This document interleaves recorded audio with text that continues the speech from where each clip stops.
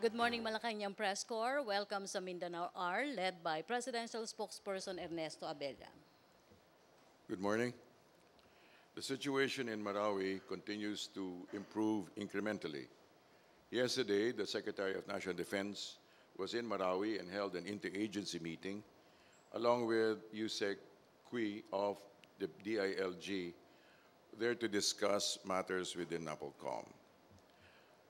Statistics, civilians hurt by terrorists remain the same. Civilians rescued by government troops remain the same. Terrorists killed 353 plus 2 from 351. Recovered high-powered firearms from terrorists is now 426 or plus 1. And government casualties killed in action 87 plus 2 from 85. We'd like to make an update regarding the status of cash donations as of the 5th of July 2017. In support of Marawi AFP casualties deposited in Land Bank, there's now a total of 3,205,228 and 98 centavos. Also, for the Marawi internally displaced persons, also deposited in Land Bank, the amount now totals 760,927.21. Cash on hand from Philippine Airlines is 11,785. For other details, we will report it afterwards. We now defer to Brigadier General Padilla. Good morning. As was mentioned a while ago, the Secretary of National Defense together with the Chief of Staff were in Marawi yesterday to do consultations with ground commanders as well as meet with DILG counterparts who were meeting with all the local government entities in the area preparatory to the activation of the measures that have been in the discussion of the Interagency Task Force of Bangon Marawi. Interagency Task Force Bangon Marawi has originally met last Tuesday, as was announced earlier, and the meeting that was scheduled yesterday was postponed to today. And up for discussion in today's meeting will be the organization of the Interagency Task Force working groups alongside the cluster system and the role that each and every agency of government as well as of other sectors will be playing in the early recovery, the recovery, and the reconstruction rehabilitation of Marawi City itself. Our Chief of Staff is continuously reiterating the instructions that have been relayed earlier for the organization of our engineering units to be forward-looking and to start working with potential counterparts, particularly in the early recovery of Marawi. This week, I'm not too sure, but we may have already ground broke the resettlement area in the area of Marawi for the setting up of the initial tent city, which will be converted to a temporary resettlement.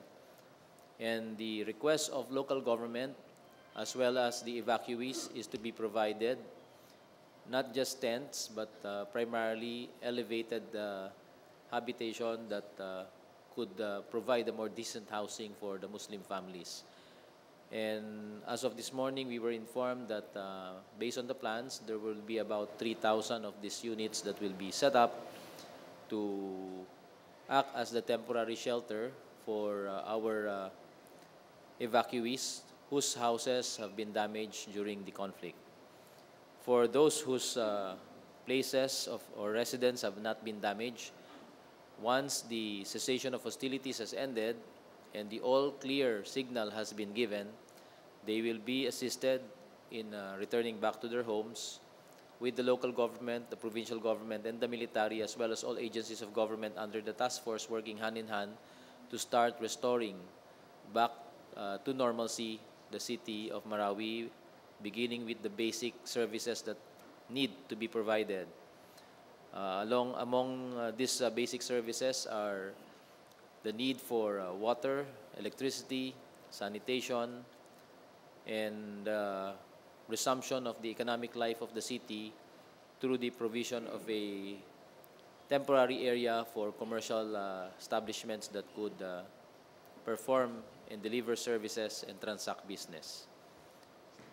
We shall be providing you updates from the Interagency Task Force Bangon Marawi as soon as all of the plans that have been laid out for the early recovery will have been finalized. And this will be part and parcel of our weekly update in the weeks to come.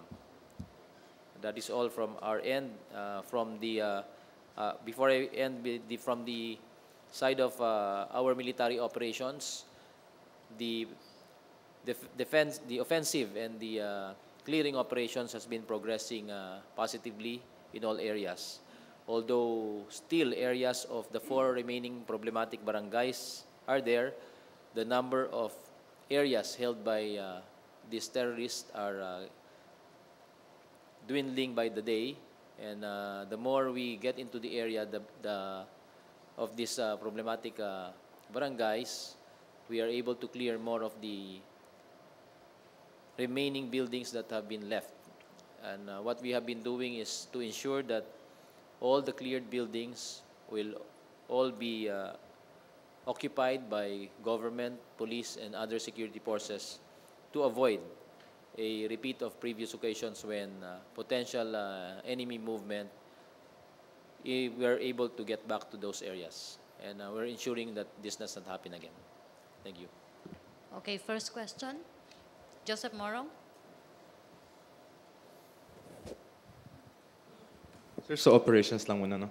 Any updates on the reports that one of the brothers have been killed and has been killed in status of Isnilan Hapilon, sir? Again, this is the same question I think that we have been receiving in previous weeks. First, on the status of Isnilon Hapilon, the assumption of our ground commanders based on the lack of confirmation regarding his escape or flight from the area of Marawi is that he's still in the area. So that having been said, our operations are focused on the possible area where he is believed to be still in hiding. I could not disclose that exact location. As to the death of some of the Maute brothers, there is indication that one has died, but until such time that the grave on where he was buried is located, we cannot categorically confirm. But for the others, we believe they are alive. So with regard to rehabilitation for both you and spokesperson Abelia, sir, may mga concerns on the ground, those private individuals whose houses have been affected, will they be compensated during the rehab phase? As far as I know, I haven't heard about compensation. However, the President has said that he will especially help those who cannot afford the rebuilding of their structures. So we can expect, sir, some form of assistance if they want to rebuild their homes, no? First, I think very clearly he's referring to the engineering battalion. Yes, no? sir. Who Our will help. engineers are there. The engineers are there. So it's not so much money, but actual help in rebuilding their structures. Right, sir, thank you. Okay, Maricel Halili, TV5. Hi, sir. Good morning. Sir, may we have an update as to how many houses or establishments are still needed to be cleared by the military in Marawi? I don't have the specific number, but the estimate a few days ago was there were still about 1,000 more to be cleared. At the rate we're going, perhaps this number has dwindled down to less than 1,000 because we are able to clear, I think, 100 or more each day. Other areas or other facilities or buildings that were previously cleared needed to be cleared again based on what I mentioned a few minutes ago. So now we're ensuring that once a building is cleared, this is guarded to ensure that it is not used as an area of safe haven again by fleeing enemy or hiding enemy in the area. So yun lahat ng 2,000 houses, sir? Kailangan i-clear? 1,000 buildings in the affected area. What we're talking about is the area of conflict, the main battle area. So these are the areas of serious concern that we need to clear. Because one, you cannot leave a building and just pass it over, because once an all clear sign is given and the buildings have not been cleared, there are presence of IEDs that have been left behind, unexploded ordnance, such as grenades or bombs that may have been left there that need to be attended to. So these are matters that we feel responsible for, and we would not want any civilians to get hurt. So these are things that we need to address before we guarantee that a building has been cleared. Sir, given the condition now in Marawi, is there a need for the military to use bigger bombs or stronger bombs? That matter is operational nature, and it is a matter left to the discretion of the ground commander. Thank you, sir. Ina Andulong, CNN Philippines. Hi, sir. Just a quick follow-up to that. But can you confirm that the military in Marawi is planning to drop 500 pound, ganun ba yun, sir? Bombs, bigger bombs basically. And if so, ano po ba yung impact, gaano kalaking impact ba yung ganun kalaking bomb, sir? As was described in previous weeks, the amount of force applied to a specific target should be commensurate to the target that needs to be destroyed. So if it's a small target, it's a small ordnance. If it's a big target, then it demands a bigger ordnance. So the discretion of the ground commander here is what we respect regarding the targets that he needs to address. There are buildings there that could not be easily destroyed because these are well-built areas, and hence, he may need bigger ordnance. Okay. Question, Rosalie Cos, UNTV. Hi sir, good morning po. Sir, ano po ang comment ng Malacanang at ng militar sa suggestions na ilipat na lang po yung commercial district instead of rebuilding it, i-relocate yung commercial district ng Marawi City? Kasi mas magiging matagal at mas magiging more expensive po yung gagastusin ng pamahalaan. I cannot answer you yet, Rose, because the interagency task force will need to meet on this. There are various suggestions, that's correct. And even from our senators who recommend that we rebuild Marawi into a potentially Geneva-like tourist spot in the future because it is situated beside a very beautiful lake. Well, we agree with those because Marawi indeed is a beautiful area and the climate is well suited for the visit of tourists, the creation of universities and vacation spots. So in the rebuilding of Marawi back into a better, stronger and more resilient community, those things will be factored. But it is too early to say how this can be done because the consultation is still ongoing. Pero sir, given the damage, dahil po yung commercial district yung pinaka-tinamaan sa gera po. Yeah, that is a consideration. But Well, the other factor that needs to be considered is the fact that they need to consult with the locals. Whatever they establish, there needs to be culturally sensitive. So it's not something that we can speculate on at this stage. Okay, Another question. Sir, nagsisimula na pong dumagsa yung po mga financial assistance na po, sir. Tanong lang po namin kung sino po yung pangunahing responsible sa pag-disperse, accountability, and paano po natin masisigurado na magiging sure na okay po yung pag-dispense and hindi matagal ang proseso ng pagbibigay ng assistance sa mga affected residents.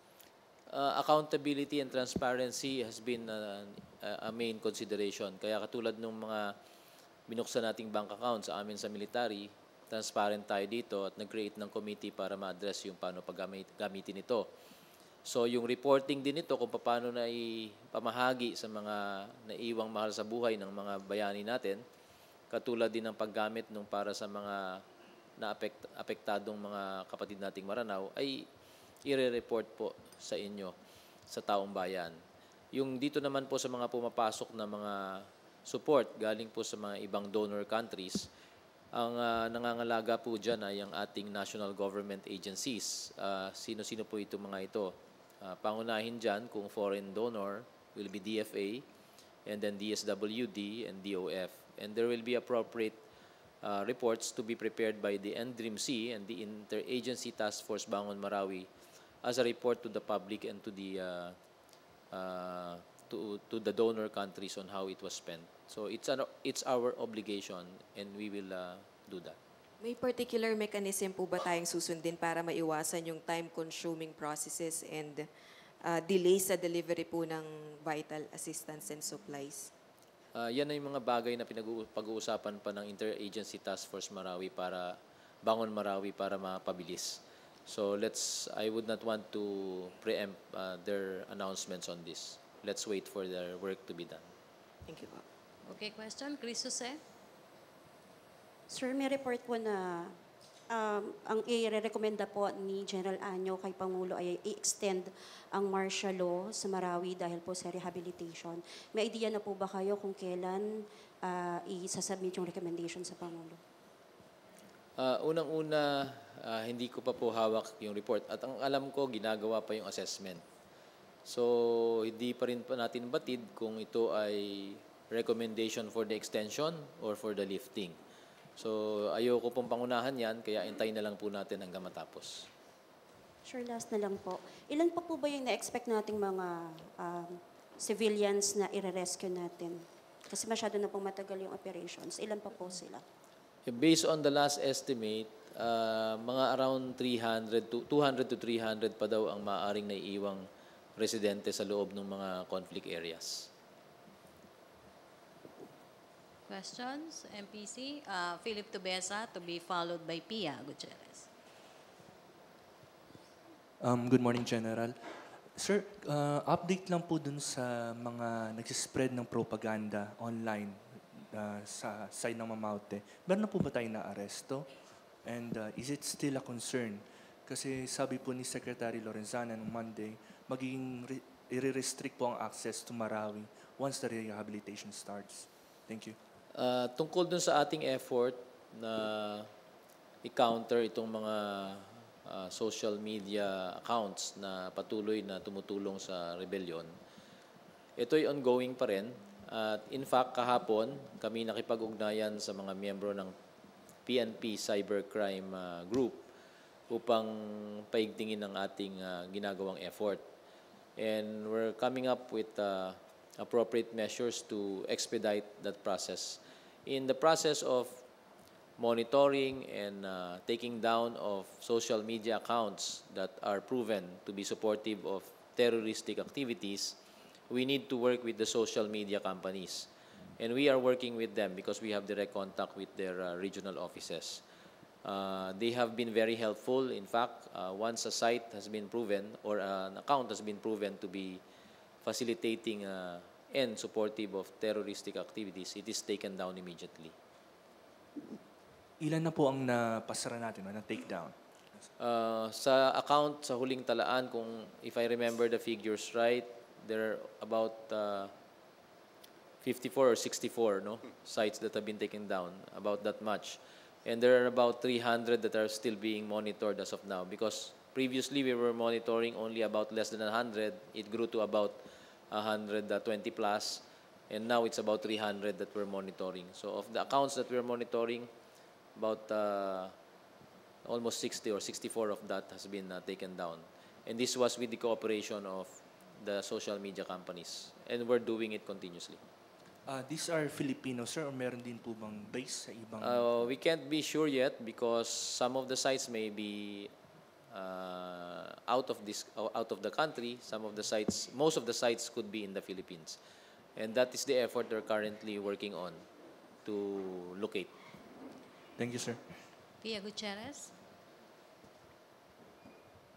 Good morning, sir. Sir, gaano pa po kalaki yung puwersa ng mga kalaban natin sa Marawi? And based po sa inyong mga assessment, meron pa po bang indikasyon o may mga indikasyon po ba na kaya pa nilang o may kakayahan pa sila na patagalin, pahabain yung labanan sa mga susunod na linggo o buwan? Yung huling estimate ng mga ground commanders na ibinigay sa atin, nasa mga 80, more or less, ang natitirang puwersa ng kalaban dun sa mga naiiwang lugar. Kakayahan na patagalin pa ito, hindi na ganun katagal siguro tulad ng kasing tagal ngayon na pang ilang linggo na tayo dahil sa ilang lugar hindi na sila sumasagot ng tulad nung na unang linggo. Ngayon manaka-naka na lang. Pero may ibang lugar kasi na matindi pa rin silang lumaban. So ibig sabihin their stockpile of weapons could still be there and they still may have enough. So these are the areas that we are focusing on and addressing. Question? MPC? Okay, thank you, Brigadier General Restituto Padilla. Any statement po regarding dun sa gusto ng mga tao na sana daw po ay mawakasan na talaga itong Marawi crisis?